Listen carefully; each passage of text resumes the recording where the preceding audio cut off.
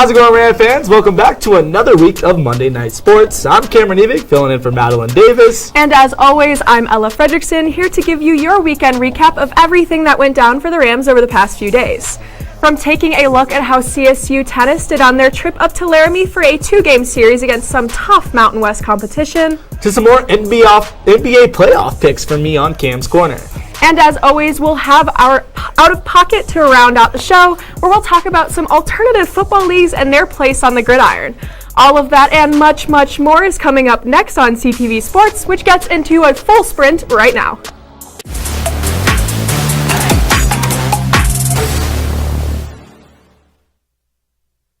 To start things off on the court tonight, Rams tennis took on the Boise State Broncos on Friday to kick off what turned out to be an incredibly successful weekend in Laramie for the green and gold. Against some solid in-conference competition, I might add, and with the Rams ultimately taking this one against BSU 4-1 by the time action came to a close.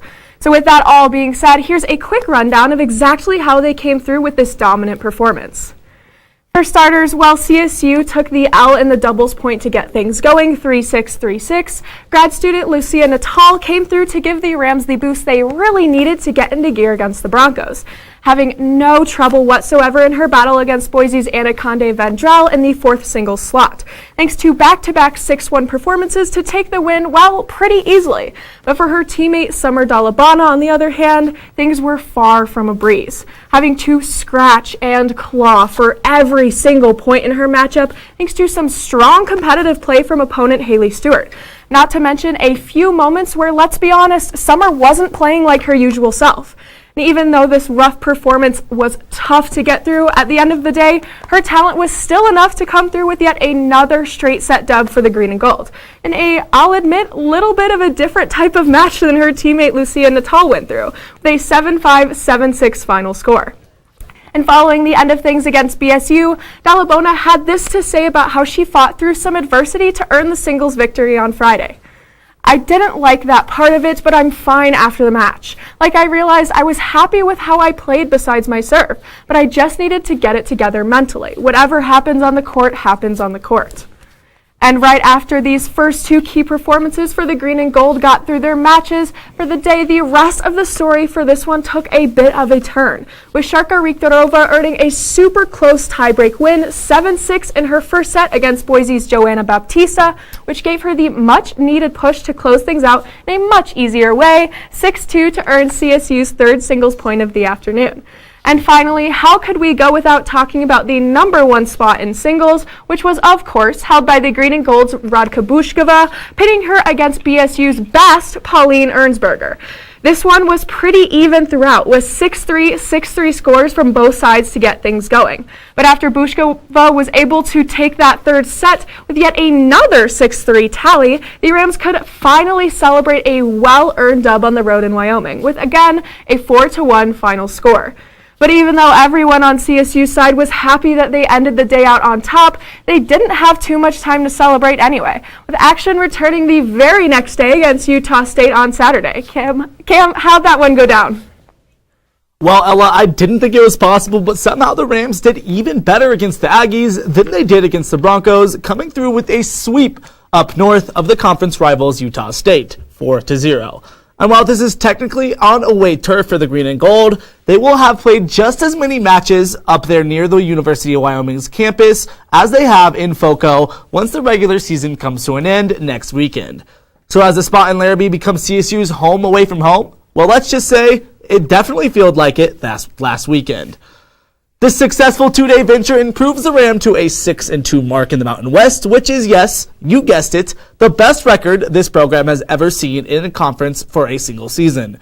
Oh, and not only that, but at 12-7 overall, this green and gold team is now tied for 6th most doubles wins that they've ever had throughout a regular season. But okay, enough with how well this team is doing historically. Let's finally get into how they managed to bring the group through the Aggies. To get things going, the action on Saturday started out with a nice little freebie for the Rams after USU failed to even have players available for the 6th singles position. So yes, before they even had to play, CSU was already up 1 on the Ags. And right after that, the amazing duo of Summer Dalabana and Sarka Riktorova took center stage in their doubles matchup, taking the win like they usually do, 7-5. while Tracy Go and Lucia Natal also scored a dub at the third slot to close out the W at doubles for the Rams. And on to how the singles scores went down for starters. The Rams ace Radka Bushkova continued to impress everyone a lot this weekend, taking her number one singles spot in straight sets without dropping a single point, 6-0, 6-0. The dominant victory makes it her sixth win in a row, at that spot, and like we updated you on last week, also puts her at a 23-5 record on her own this spring, which now puts her fourth all-time in program history for the most singles wins in a season. Man, what an impressive year for this junior. And now on to how the rest of the team did against the Aggies. Lucia Natal finished shortly after Bushkova did at the fourth spot in singles, taking things 6-3, 6-1, which moved her to an impressive 17-3 record for the season and marked yet another long winning streak for a Rams tennis athlete, with the W on Saturday making her fifth in a row. Oh, and Summer Dalabana at 2 and Sharka Riktanova at 3 both did their part too, coming through with wins in their first sets before the second was even decided. So now that all that action is caught up and Laramie is said and done, when the Green and Gold return home this week, all they need to do is secure one victory for that number 3 seed in the conference tournament in just a couple of weeks. And with their upcoming matches being against Wyoming on Thursday and Nevada on Saturday, I think that's a very achievable goal, to say the least. Okay, Cam, that is enough court talk for right now, so let's switch things up to the track. The Doug Max Invitational this past weekend marked the second home meet for CSU track and field this season. And while the women absolutely killed it on their home turf, I'm gonna have to leave recapping that one up to Madeline and friends for Laced Up on Wednesday night. So for tonight, let's just take a look at the other side and see how the men did on Saturday. To get things started, while the women's side of things, like I told you, did absolutely amazing, the highlight of the day for the meet had to be from the men's 200-meter race, where the Rams managed to sweep the event to finish first, second, and third, while the 3 finalists also all earned personal bests in the process, with senior Kelly Stevens showing everyone how it's done with a time of 20.92, good enough for 32nd in the NCAA list this year, while Jack Cobble and reoccurring record breaker Tom Willems were right behind Stevens, being clocked in at 21.32 and 21.36 respectively. Oh, and we're not done with the record books quite yet. These times also place these two at 12th and 13th all time for this event at CSU. So, with all of that being said, this was a pretty amazing all-around performance for this squad, to say the least. And now on to some other marks we're talking about over the weekend. Michael Mooney really showed out in the 1,500-meter run with an impressive and almost as fast as me, 3-minute and 59-second time. And as for the men's 110-meter hurdles, things looked even better for the Green and Gold. The Rams almost sweeping the podium yet again with first, second, fourth, and fifth place finishes in the event. And of course, comfortably under that 16-second mark. And finally, to top off the track events, CSU was able to snag the first and second slots in the 400-meter hurdle finals, thanks to Dominic Galelli and Jack Sheashley putting up times of 54.61 and 56.24 respectively to close things out. And looking off the track, the men certainly held their own in events like discus throw and shot put, with Adam Dawson crushing the competition with a throw of 182 feet to take that top spot in discus, while on the other side, Mariano Kiss did much of the same in shot put, earning the gold with a throw of 56 feet and 6.75 inches. And all in all, when you move past these two performances, the Green and Gold ended up finishing 1, 2, and 3 in both tasks. So let's just say they cleaned up the competition quite nicely in the throwing part of the meet. So at the end of the day, with this type of dominance at the top of almost every event, CSU definitely protected their home turf. I cannot wait to see how they'll continue to do so when they host yet another home meet for the Jack Christensen Invitational coming up on Friday. And now to Fort Air Raid and some CSU football. The Green and Gold had their second scrimmage of spring on Saturday as the brand new coaching staff continues to get a closer look at how this brand new roster will shape up coming fall. And here are the main things you need to know about this squad after last weekend's scrimmage.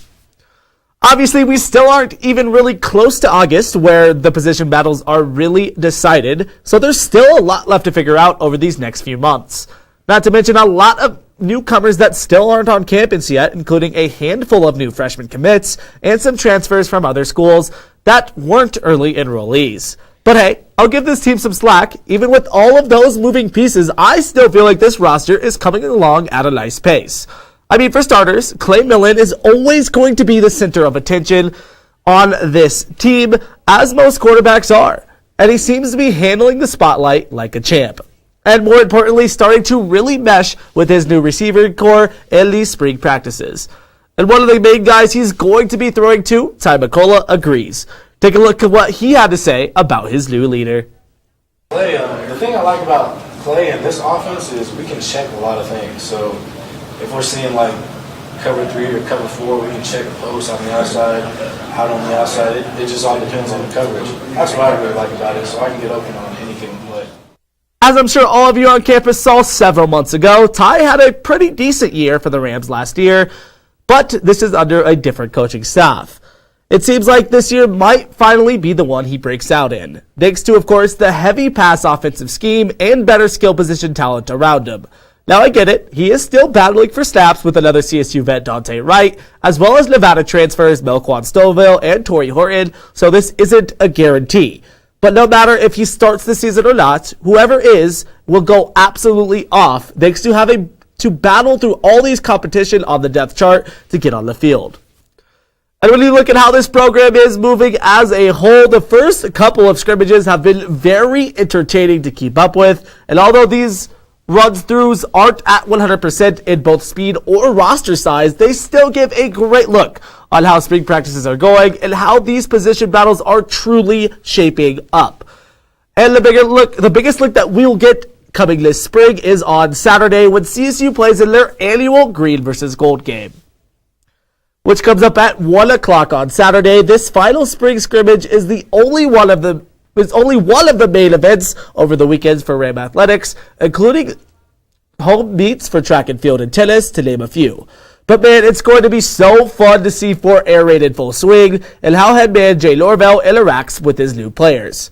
And I don't know about you, but being there will be the highlight of my weekend. I can't wait to see who all shows out.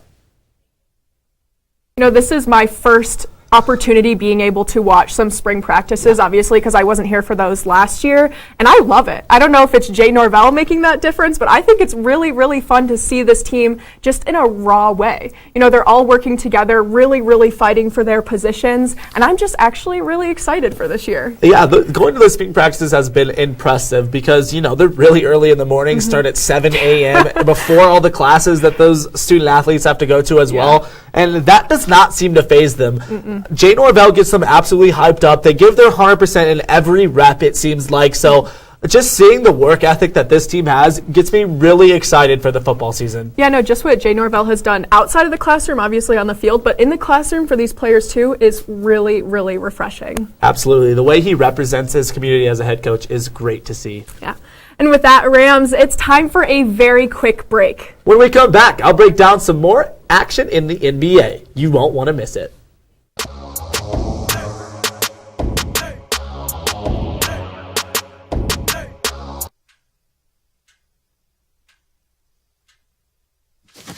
Awkward. I'm the awkward silence. You try to avoid me, then there I am again. But an awkward silence can be a great thing. Like Kelly here is about to demonstrate. You haven't really been yourself lately. Are you okay? Find out how you can help a friend with their mental health at seizetheawkward.org. What's up, Rams, and welcome back to Cam's Corner. I'm your host, Cameron Evig. So like I told you last week, the NBA playoffs are finally in full swing, and now that the play-in games are over, and after covering what I thought about the first-round matchup last week, I thought it was the goodest time of any to give you a quick rundown on how I think the rest of the playoff games are going to go, especially after seeing the first game in every series. So that's coming up on Cam's Corner, starting right now.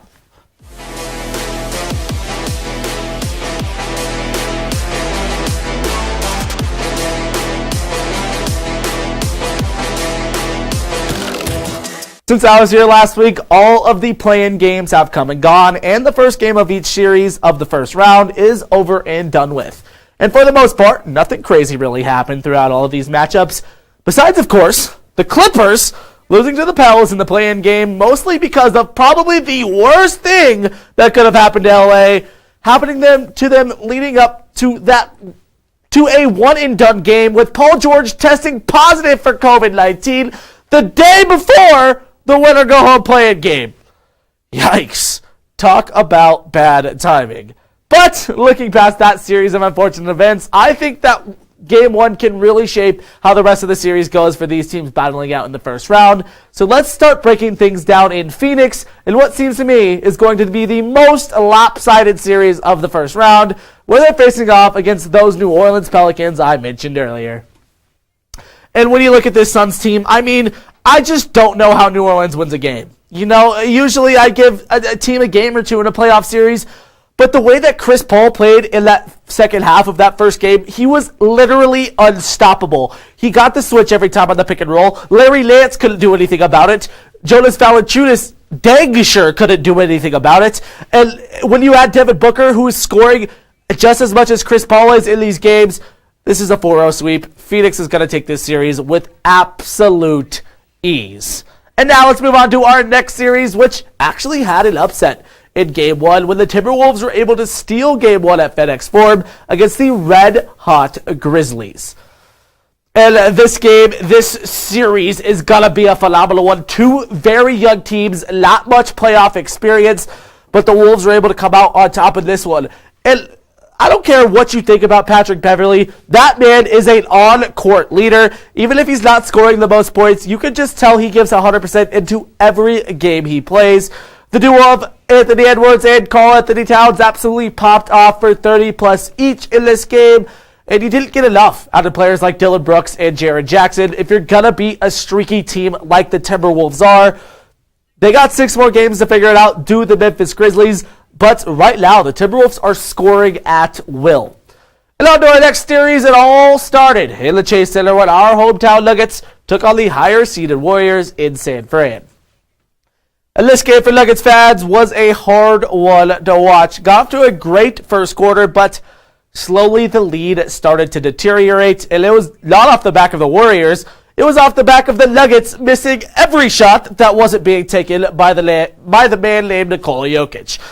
So many wide-open kick-out threes were just blatantly missed by Will Barton, Monte Morris, and Austin Rivers. I was losing my mind. Nikola cannot do it all, and when you have a team like the Golden State Warriors with their big three of Stephen Curry, Klay Thompson, and now Jordan Poole, who scores 34 out of nowhere, I don't know how the Nuggets win this series, and it's so hard to say that, but I'll give them a game. I think this is going to go 4-1 in favor of the very, very hot Warriors. And finally, to wrap up the West, we have the Utah Jazz versus the Dallas Mavericks. And I don't know what to say about this series. It's so hard to think about just because the Mavericks are playing the first 2 games without a top 3 MVP candidate in the league, Luka Doncic. Without Luka, the Mavericks are just like the Nuggets without Nikola Jokic. Not a good team. Although you did have Jalen Brunson, you did have Spencer Dinwiddie both step up and try to will this team to a W. It just did not happen with the great shooting out of Bojan Bogdanovic, as well as all these other Jazz players that played well. Even Mike Conley played really well in the clutch for this Jazz team, and I just don't see a way the Mavs win a game without Luka. And now let's shift our focus on to the eastern side of the bracket, where Game 1 of the Heat and Hawks series went the way of the Heat in a surprising dominant fashion. This game was the storyline. Trae Young scored 8 points. Now I could stop talking and you would know why they lost this game, because that is it. You're not winning a single game in the playoffs, or in the regular season for that matter, if Trae Young is scoring 8 points. You got good games from people like Kevin Huerter, but that's not going to do it. This game was over at halftime when Miami was up 20. I don't know what to say about this. Without Clint Capella there to hold down the fort in the middle, and with Trae Young scoring 8 points, it's looking very, very grim for Atlanta. The 2 versus 7 matchup in the East is going to be an absolute beauty to watch. The Nets aren't a team to play around with at all, and they play the 2-seed Celtics. Now, this Celtics team came out and they battled hard, and let me tell you, the TD Garden was probably the loudest arena in the first round. It was absolutely deafening in there, especially when Kyrie Irving got the ball and all you heard was boos. But this game came down to the very last shot, as you'll see here in 1 second. And Kevin Durant did not have a great game offensively, did have a good game defensively, besides on this last play where he decided he was just going to leave Tatum open, gets caught looking at the ball. There goes the cut from Tatum. Durant's not in position. The spin layup is good. And game 1 goes to the Celtics. This series is going 7. This series is going to be the best first round series in the NBA playoffs. The series with the Bucks and the Bulls is not going to be the best series in the NBA playoffs. It's actually going to be the most lopsided Eastern Conference series. Like I said last week, this Chicago team is just so overrated. I mean, you look at it, right? You got Zach LaVine, DeMar DeRozan, and Nikola Vucevic as your big three. You expect a lot more from Chicago. And although they did keep it a little bit closer than a lot of people thought they might have, all three of those players had to step up scoring if they were ever going to win this game. All three of them did not have a good scoring game. And to beat Giannis Antetokounmpo, you're going to need to have somebody better than Nikola Vucevic or Pat Williams to put on him. I mean, right there you had Alex Caruso on him. For me, there's just no answer on this Bulls team for Giannis. There's no answer on any team for Giannis, but especially this Bulls squad. I see this being a 4-0 sweep. Oh, and the Raptors and 76ers are also in a one-sided series. This series has potential to be a sweep just because without Scotty Barnes, who went down with a very unfortunate ankle injury in that first game, I just don't know how the Raptors can hold up defensively against a team like this, especially if you have Tyrese Maxey coming out and scoring 34 points in the first game of this series. Not enough scoring on the side of Toronto. You would need Fred VanVleet to have a 40-point performance every night, with Pascal scoring 30-plus as well. I just don't see how Toronto does it, especially without Scotty Barnes. Joel Embiid had a field day. James Harden had a field day. Tyrese Maxey had a field day. It was just way, way too easy for this 76ers squad. And although I thought it was a series that the Raptors could potentially come out and win, without Scotty Barnes, there is no shot, in my opinion. And well, Rams, that's all the playoff talk I have time for tonight. But make sure you stick around for Out of Pocket right after this.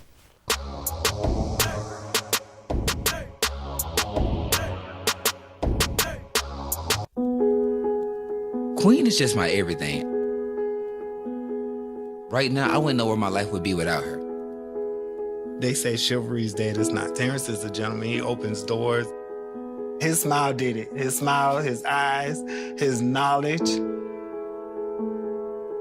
My landlord, he decided that he wanted me to move based on the fact that I was transgender.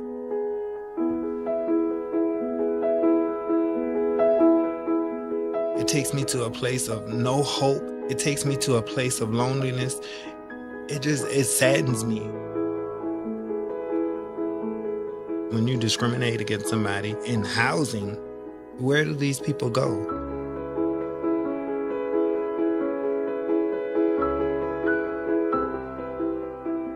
Let's just respect people in everyday life for just being human.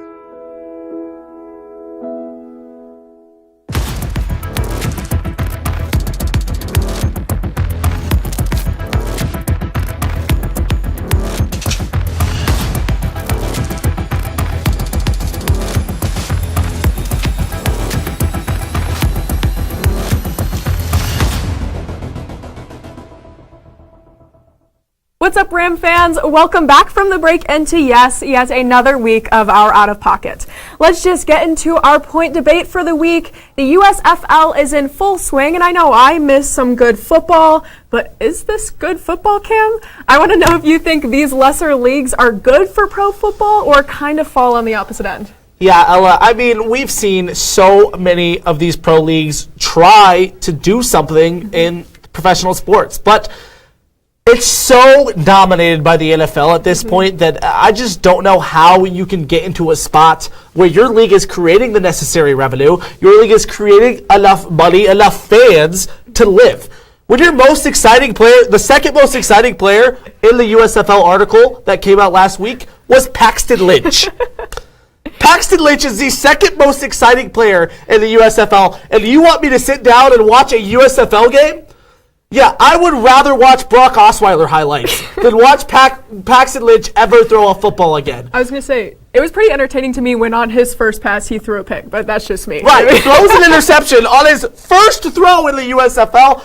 Another thing about the USFL, although they have some TV contracts, they got a TV contract with the NBC, which is great, right? You didn't have the XFL or any of these lesser leagues do that. So that's a big step up for the USFL from the leagues like the XFL and the CFL, but the CFL has a pretty good running in Canada. USFL having that NBC partnership is great for them, but an issue with the USFL, all of their games are played in the same stadium in Birmingham, Alabama. So not only are they all playing in the same stadium, they're all playing in the same stadium in Alabama. I don't know what the thought process there was. Like, Alabama's a good college football team. We're going to put every single game we play in Birmingham and sell tickets for $10. This league will stay put. No, that's not how it works. And that's not how football works. I don't know if you saw the game, but there was about 7 people there. I think there was more people at my high school grad party, and I didn't have any friends in high school, than there was at this USFL game. This is not a league that's going to work out. We've seen this story in the past. They tried by taking these washed up NFL players. Emphasis on washed up. And putting them in a league altogether. Not just to say that, the coaches are terrible too. Jeff Fisher is a coach of one of these USFL teams. That's right. Jeff Fisher, the coach of the Rams a couple years ago, is now a coach of one of these USFL teams, which is mind-blowing. How does he get a job anywhere? It's like, throw Steve Adazio in there along with them, right? Right. Give Steve a job. You know, for me, this USFL stuff has no shots. It's over. I don't know if you have any opinions on it, but I just don't understand. I agree with most of what you're saying in a less aggressive tone. I think there are some fun things about this league. Some of the rule changes that differ from the NFL. I mean, you can score 9 points in one play in this league. That is sick. I think that's kind of fun. A little bit of timing difference in terms of the clock. But I mean, other than that, there's really nothing else to say other than every single lesser league when competing with the NFL has failed. It's went down hard. And just the fact that, more emphasis on the fact that they're selling tickets for $10, I feel like they know they don't have a shot. It's a joke. It's a joke of a league. And not to mention, they already have terrible PR. One of the running backs for one of these teams got fired earlier this week. Earlier this week, he got fired because he decided he was going to eat pizza. He was going to eat pizza instead of the chicken salad that they wanted him to eat. The head coach comes in the room and fires him for eating pizza. The USFL is a joke. Get it out of here. It'll be gone in 3 months. Shouldn't even be a discussion. It'll be cool to watch Paxton Lynch do terrible like he did in Denver, but that's the only useful thing that will come out of this league. I don't know about useful, but fun to watch, definitely. But Rams, that is all the sports news we've got for you tonight. Make sure to tune in tomorrow for another edition of Right Now with Ren. Thank you and have a wonderful rest of your night.